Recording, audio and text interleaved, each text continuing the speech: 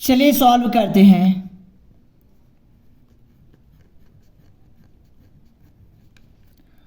40 की power 40 upon 20 की power 20 equal to 40 की पावर को हम लिख सकते हैं 20 प्लस 20 अपॉन 20 की पावर 20 इक्वल टू, इसके लिए कॉन्सेप्ट ध्यान रखना, यदि a की पावर m मल्टीप्लाई a की पावर n हो तो हम इसको इस तरह लिख सकते हैं, बेस को हम ऐसे लिख देंगे और पावर को हम ऐड कर देंगे यानी m प्लस n। और यदि ऐसा हो तो हम इसके फॉर्म में लिख सकते हैं और यदि ऐसा हो तो हम इसके फॉर्म में लिख सकते हैं। तो इसको हम इसके फॉर्म में लिख सकते हैं।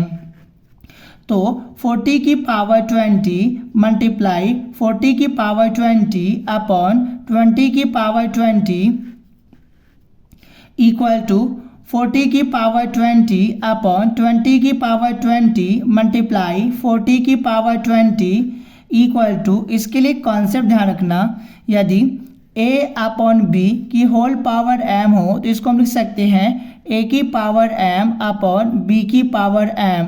यदि ऐसा हो तो हम इसको ऐसे लिख सकते हैं और यदि ऐसा हो तो हम इसको ऐसे लिख सकते हैं, यानी वाइस वर्सा कर सकते हैं, यानी इसको हम इसके फॉर्म में लिख सकते हैं।